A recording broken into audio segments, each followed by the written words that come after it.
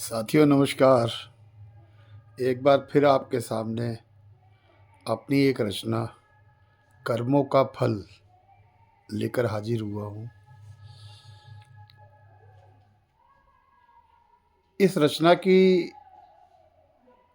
रचना इस तरह से हुई कि जून के महीने में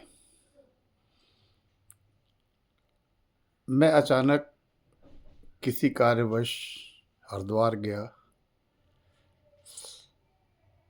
हर की पैड़ी के सामने पहुंचा ही था कि अचानक बड़ी ज़ोर से बारिश आई, जबकि वो मौसम बारिश का नहीं था।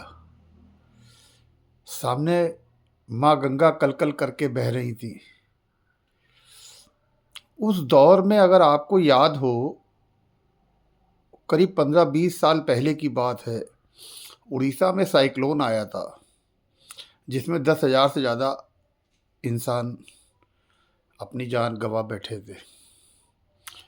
और उसी दौर में बहुत भयानक सूखा पड़ा था,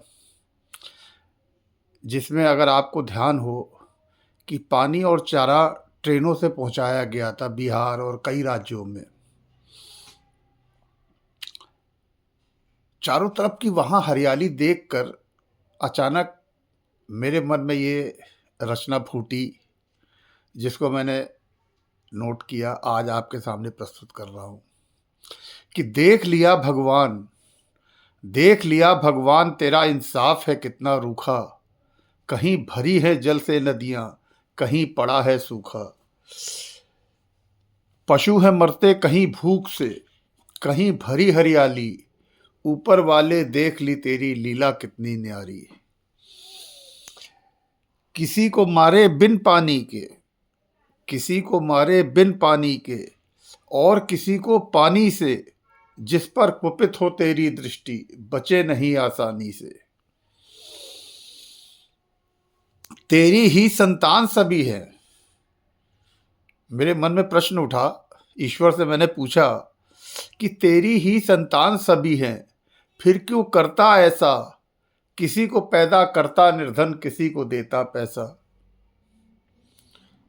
अब देखिए, कवि का और भगवान का वार्तालाप हो रहा है कि मैंने कहा तेरी ही संतान सभी हैं, फिर क्यों करता ऐसा। किसी को पैदा करता निर्धन, किसी को देता पैसा।